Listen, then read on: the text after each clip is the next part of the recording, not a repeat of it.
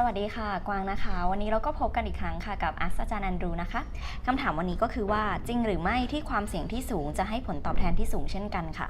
Is it true that a high risk will give a high return? So the first question that we have to answer is what is risk? That's the first question. And a lot of times people think about risk as volatility, that a stock moves up and down a lot. But I would argue that's not really risk, that's just volatility. And risk is losing money. That's the risk. โอเคค่ะอาจารย์ดูนะคะก็พูดถึงว่าเราควรพูดก่อนว่าความเสี่ยงเนี่ยคืออะไรค่ะเพราะว่าหลายๆคนเนี่ยเข้าใจว่าความเสี่ยงเนี่ยคือการที่หุ้นนะคะมีการขึ้นหรือลงตลอดเวลาอย่างเงี้ยค่ะแต่ว่าความจริงแล้วเนี่ยความเสี่ยงนะคะก็คือการที่เราจะเสียเงินตรงนั้นที่เราลงทุนไปค่ะ So the point about risk is that a lot of times what people call risk is volatility. So then they say, okay, if a stock has high volatility, then it should have a high return. But that's not necessarily the case. What we should think is that a stock that has a risk of not paying what we expect in cash flows,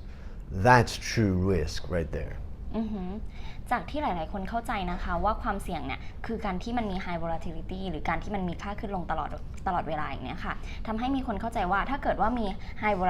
หรือค่า volatility ที่สูงเนี่ยนะคะก็จะมีค่า return หรือผลตอบแทนที่สูงเช่นกันแต่ว่าความจริงแล้วมันไม่จำเป็นต้องเป็นอย่างนั้นค่ะเนื่องจากว่าความเสี่ยงที่แท้จริงเนี่ยคือการที่บริษัทเนี่ยหรือหุ้นอาจจะไม่ได้ให้ cash flow กับเรากลับมาในค่าที่เราต้องการหรือเป็นไปตามนั้นนะคะทำให้อันนี้คือความเสี่ยงที่เกิดขึ้นและถ้าเมื่อไหร่มันมีความเสี่ยงตรงนี้เกิดขึ้นนะคะอาจจะให้ผลตอบแทนที่สูงค่ะ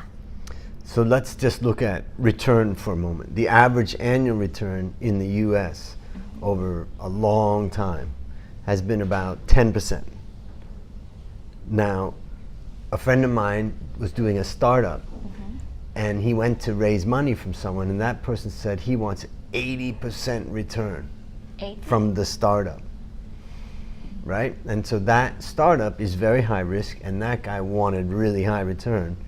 But the US stock market is probably low risk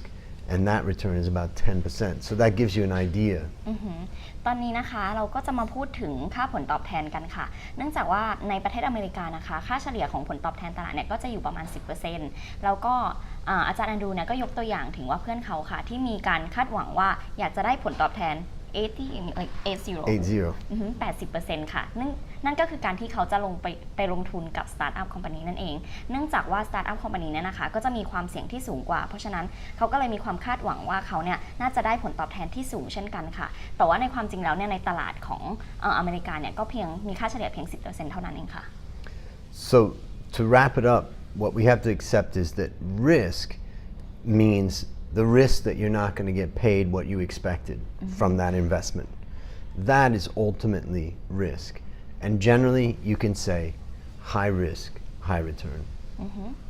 ค่ะหลังจากนั้นนะคะเราก็มาวนมาดูกับความเสี่ยงอีกครั้งหนึ่งค่ะเนื่องจากว่าความเสี่ยงที่แท้จริงเนี่ยคือการที่เราอาจจะไม่ได้รับค่าเงินหรือการลงทุนที่เราลงทุนไปนั้นนะคะตามที่เราคาดหวังไว้นี่คือความเสี่ยงที่จะเกิดขึ้นค่ะเพราะฉะนั้นเราก็สามารถพูดได้ว่าถ้าเกิดมันมีความเสี่ยงที่สูงนะคะเราก็มีการค่าผลตอบแทนที่เราคาดหวังได้สูงเช่นกันค่ะขอบคุณค่ะ